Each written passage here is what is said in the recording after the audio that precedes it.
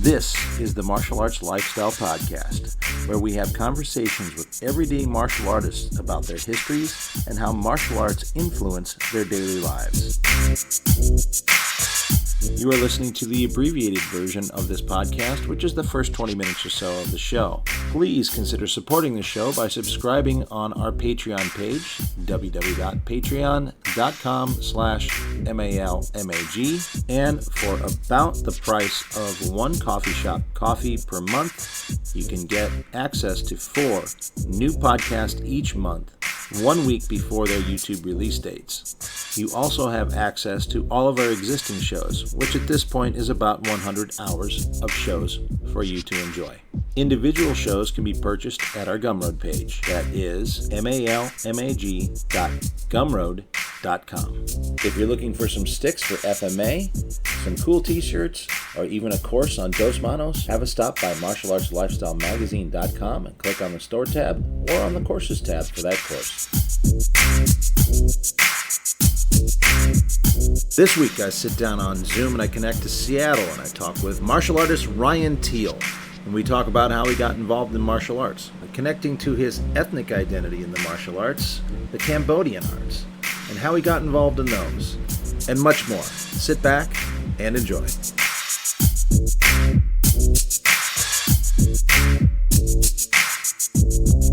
Welcome to the Martial Arts Lifestyle Podcast. Today I'm hooking up with Seattle here via Zoom and talking with a young man that I've met through friends and actually finally got a chance to meet in person at Legends at the Inosanto Academy here in June, just last month, or well, yeah, literally just last month because it's like July the 2nd, I think, when we're recording this. Anyway, I had a feeling, especially after kind of following his social media and corresponding with him, that it was probably going to be an awesome friendship, and it worked out that way. I think pretty instantly. So welcome Ryan Teal to the show. Thanks, Tim. I appreciate it, man. Thank you for having me. Absolutely. Well, let's dive right in. Tell us your superhero origin story. How did you get involved in martial arts? Oh man. I started out being introduced to, well, let me just rewind a little bit. My brother my brother was like my role model growing up as a kid. Um he stepped in and up, my brothers in their own capacity, but my older brother Sam specifically, he was training martial arts at he won Wing Chun Do, down in Seattle. And that's James DeMille, right? James DeMille stuff? Yep, James DeMille stuff.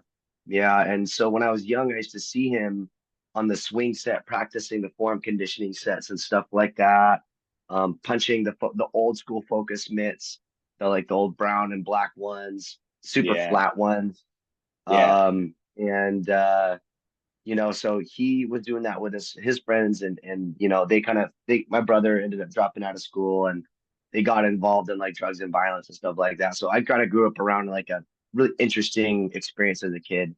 But the one thing that was solid for me was like I loved watching martial art movies, and the reason being is because my brother Sam introduced me to them, and my brother Sam was my role model, and he showed me first The Crow. So before I even got into like Bruce Lee or anything that I was like, oh, The Crow's so sick. Like I think that resonated a lot with me because of what I was going through as a kid.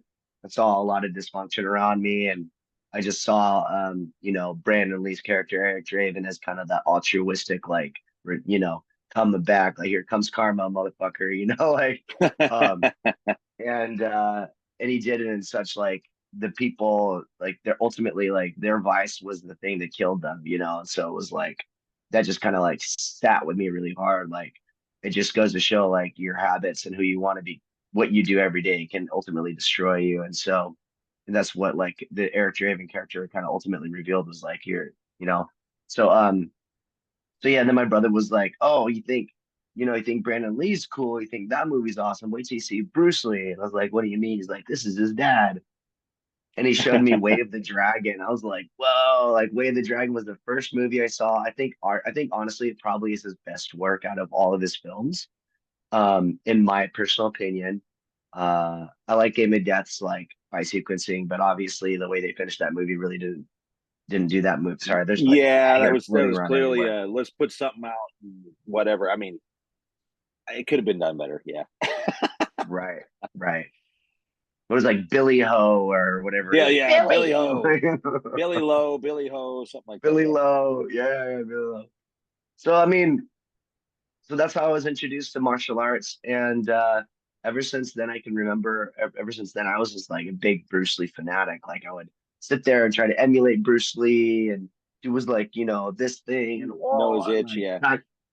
he's a nose itch, and I practiced trying to do the kicks and the back fists and stuff like him, and move like him, and make sounds like him, and um, like that kind of thing. And I really like Street Fighter. I think any '90s kid, you got. I'm I'm half Cambodian, right? So like, I grew up around like all the Street Fighter and the Marvel vs. Capcom stuff and Killer Instinct. So I've always been into like martial arts and fighting. It's always been around, and for whatever reason, it's always kind of tried to show me like the better side.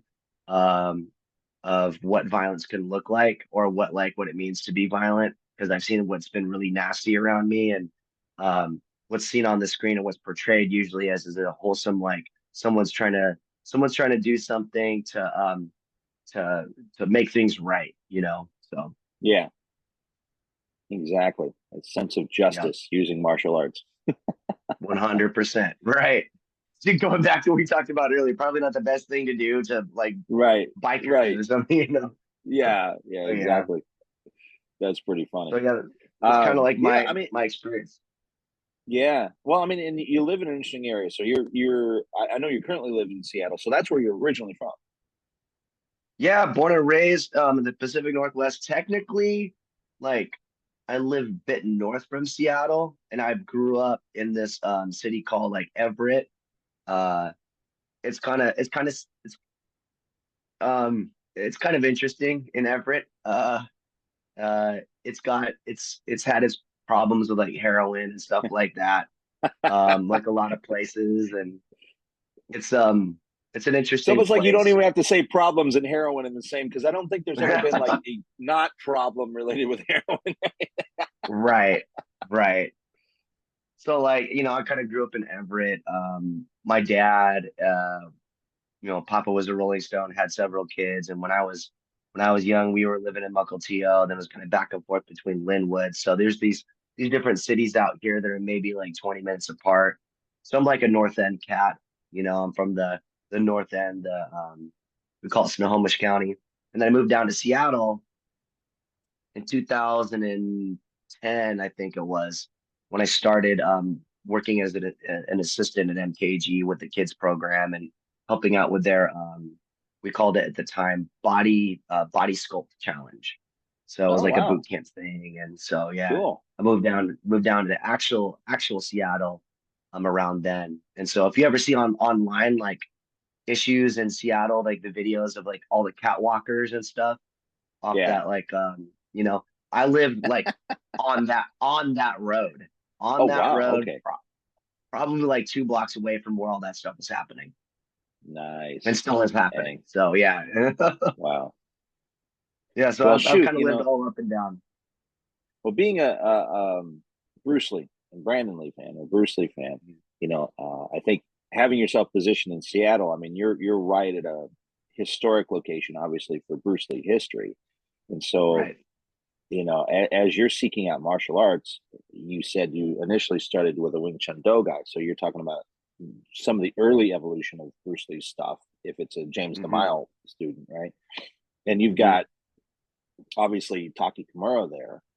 And Right. then, of course, you've got who you are with. So you've got MKG and Andy. Hmm. And I understand why. Hmm. I should razz him a little bit, ask him why you would even go study with a guy like that. But I understand why you would. But then you had like, wasn't like Chris Clark in the area for a while Yeah. too? Yeah. So Yes, then he put you Chris kind of Clark. had, Yep. yeah. So you had like an MKG, and then you had it even in a Santo person. So the area is pretty rich in like JKD lineage. So, loving Andy like a brother as I do, I would still probably ask you what made you, you didn't know who he was when you first went around there. So how did you end up picking that? Um, I was looking online. I was doing my own research at the time. Actually, 2004 was when I first officially like I was when I was a kid, it was just all backyard, like watching my brother do his stuff, and I would Right, emulate that. And of course. I'd learn the chung choi and stuff like that, and then he would show me the See, straight this is glass and me with Bruce Lee and ninja stuff, a decade earlier in the 80s.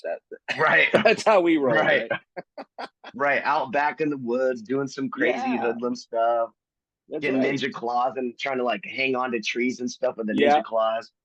That's what Andy talked about. He was like, "Oh yeah, those ninja claw things. Yeah, I definitely bought those." And he's like, "I Oh, hurt see, my he's hand trying lucky. to use them." He freaking bought them. We tried to make them in metal shop, along with our Yep. throwing stars that were all wonky and would like curve when you threw them. You're like, why can't we make ones that throw straight? Like taking out windows and stuff. Like, Yeah, that's why that uh, South Park episode where they fuck around and one kid gets like binged with a ninja star in the eye. We're like going, oh, we are oh so lucky that yeah, wasn't us. We are so lucky right, that wasn't us. I don't know how we made it through without fucking each other up, but right, right, right. The Matrix, man. That's how you just yeah, exactly. Keanu Reeves style. Yeah. So I mean, how I made a decision about that was, I was training. I was in Mukilteo. I was living in this place called Mukilteo. It's a lot of Boeing families at the time, or in the early 2000s, and so this is kind of well off in that area. Mukilteo has always been known for that, and my dad, long, long, long ago, was going to start his own real estate company, and we are living over there, and it ended up crumbling. But anyhow, so where I'm living in Mukilteo and I wanted to train, so I enrolled at like some Taekwondo gym just because I just wanted to kick really bad. I was like, oh, I want to practice kicking. My dad's like, all right, fine, I'll enroll you into some Taekwondo. So I was doing some TKD for a while, and then my dad just was like, all right, well, you know, you're old enough, you should get a job. I'm not going to pay for Taekwondo Pay anymore. And I'm for it like, yourself. Yeah. ah, dang. So I started Oh, volunteering at the man. YMCA around the block at the skate park. Because I love to skate. I love to skate. I'm just like real big skateboarder, and so started volunteering there. Was there for like a couple of years before I got a job working there, and and then I was pestering my dad. I was like, Dad, like, look, like I know you said that you wanted me to do it myself, and I'm volunteering right now, and they're gonna offer me a job. Can you please like enroll me in this JKD school? I was like online looking at like local places that teach JKD, and for whatever reason, I don't know why Talkies. I think at the time the reason I didn't and try Talkies gym is because or as Kun is because I think it was like an application process you had to call, and it seemed really like Oh, yeah, yeah. Yeah, yeah. I think they've doors always like been you had very to like. careful about that. Yeah. So I was like, okay, well MKG seems a little bit more friendly, like they're just gonna take a student, and try to teach them. And so I found them online and called them, made an appointment at the with the front desk, and then yeah, my dad took me down there, and I tried my first class, and right away from the very beginning, he was like, "All right, guys, grab your sticks." I was like, "What?" Like I'm swinging collie sticks right off the bat. And I was like, "This is, I did not expect this.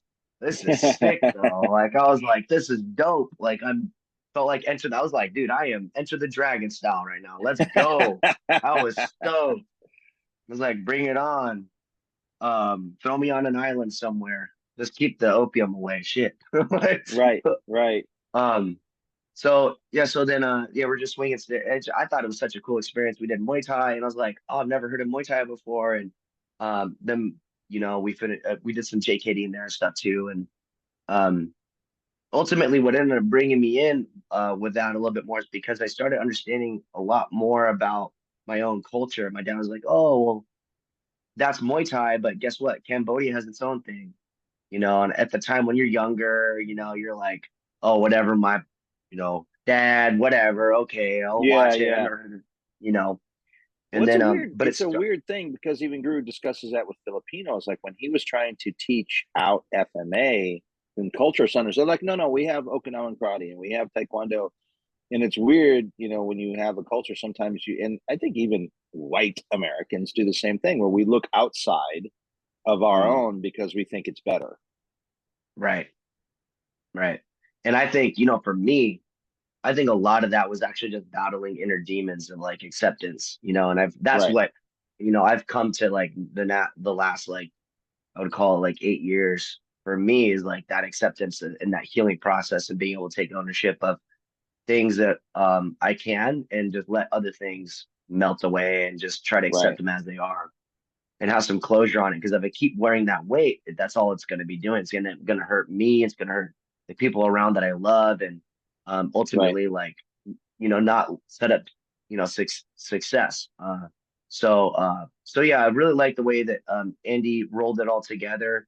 He was really chill. He like brought me into his office after class. He sat down in his cozy recliner. He's like, "So, what you think of class?" And I was like, "It was really cool." My dad was there, and he was asking my dad some questions, and my dad was like, you know, just being polite too. And but yeah, Andy was just such a chill dude. He's like, "Yeah, well, if you like class, we can get you set up," and he just was talking to me like I was just some average person, not like he was like a gatekeeper or anything like that. He's like, "Seems Hmm. like you have had fun, you know. Sounds like you're here to train JKD. We can get you into a JKD class, but you have to make at least 10 of our phase blend, which is the Inasana blends essentially. It's like you got to Hmm. make 10 of those classes first before you can go out and specialize." And I was like, "Done. Sweet. Awesome. I'll do it." And I ended up falling in love with the blend. And my other friend named Tim, he's another guy that used to train at MKG and he got into bouncing. He's actually how I got into bouncing. He introduced me to knife work, and I was like, "Oh, we got a knife class here at the gym." He's like, "Yeah, it comes from this martial art, Kali, and if you like JKD, you're gonna like this Kali stuff." And I was like, "I'll give it a try." So I tried a Kali class that just focused only on knife work, and I thought that was so badass. I was like, I gotta know more about this Kali stuff because clearly it is exactly what I'm looking for. And ever since then, I just fell in love with the method. So Nice. yeah, man, That's really it cool. was really cool. Well, one of the So things it's I kind of my. found. No, no, go ahead. Keep going. It's your show. Oh, I was, I was just like, that's basically my origin story with MKG. Okay. Yeah, Nice. yeah. So Well, let's see. Let's go. Got two directions I want to go. Let's go the first one. So you said you were helping with the kids program yeah, there, yep. and you still do, I take 2000. it. I wish I could still. So 2010 is when I started. Um, COVID kind of COVID kind of changed a lot of things for me. In some good ways, in some really good ways, and some others is like I missed some other aspects of how things used to be. But Um, yeah, I started coaching at MKG as an assistant coach. Some of the contingencies were that, I help out with like cleaning the mats and whatnot, and helping with some of the body sculpt class, like I was telling about before. And the kids class was a great way for me to expand my teaching and understanding of martial art because if you are able to translate the information, you're having that experience back to go back and learn that technique all over again. So it just deepens your understanding of it. And so Andy was like, the kids class is perfect for you because as you are going to emerge into like, he had core team is his leadership team. He's like, as you're going to emerge into this other leadership role, we want you to feel confident in being able to teach basically adults, which are like really fussy kids, like kids are fussy too, but like adults can be standoffish. So he's like, yeah, if you can teach the kids, you can teach adults, no problem. So I was like, all right, cool. Uh, So he gave me some hours teaching the kids, and I was working with my buddy Rob. He was at MKG. He helped develop the program with this other person. Her name's Audrey, and she started in the teen program and she graduated into the adult program and helped lead the kids program. But it was basically before Rob and Audrey were teaching the class. It was taught by this guy named Adam, and Adam would just basically hand out stripes and belts. It was kind of like martial art daycare, and it wasn't, Yeah, yeah, there's nothing wrong with like keeping kids there and having them keep, all right, like yeah. we're going to teach you how to play, but there's no accountability. Right. So, and it's a JKD school. So it's like, man, we gotta make sure the kids are like, can punch, at least feel comfortable with punching themselves out of a paper bag. You know what I mean? So, Right. Right. um, so that's when we kind of developed the program. I was there in the very beginning stages of that, where we started implementing like testing and a curriculum, and put that all together. And since 2010, it's gone through several cycles. And Rob left, and Audrey left, and I was basically just the youth program coordinator and head instructor. And I brought on my buddy, or Andy brought on one of my buddies who I went to high school with. He walked through the door, same thing. Used to train at James DeMille lineage, and he was like, "Oh, Ryan, like it's crazy that you're training here now." Like basically, we just caught back up, linked back up, became super good friends, and him and I were running the kids program for, the better part of like 2010 to 2020. But COVID really came in and messed that all up. So he ended up now he's over with oh God, what is his name? Why am I spacing? Uh he's a Wing Chun practitioner. Um gosh, he's on the east side. I forget. One of Andy's good friends, you know. Hmm. But yeah, my buddy Bryce ended up going over there, and he started doing his own thing, and I'm still rocking at MKG. But because of COVID, they took me off being a salary employee, and so now I'm part time, and that forced me to get into private security, and ultimately like forced my hand into some of the other areas I was looking to develop. And so it was good. It was good for me to spread my wings and fly from MKG a little bit, but it's always home base. It's always the nest. I always like being there, and Andy's like my second dad. So um, yeah, that's home base for me. All right. So the other thing Mhm. I want to talk to you about, because you talked about, obviously, because your father brought it up to you, um, Mhm. discovering your roots in Cambodian martial arts, and that's one thing that was really catching my eye as I was getting to know you on social media, was the fact, obviously my connection with it down here in the LA area, but Mhm. the fact that you were jumping into that and you were doing the stuff, and that's why I had to ask you. I didn't realize you were Cambodian lineage until you came down here and we talked about it. So, Mhm. what was that like for you? Kind of discovering that, and then really kind of looking at martial arts that are realistically really rare at this Yeah. point because of the history. Yeah. Man. Oh, that's a great question. um, like I mentioned before, like MKG and Andy helped um me bridge that gap from like Muay Thai into Kung Kamai, and like begin that process.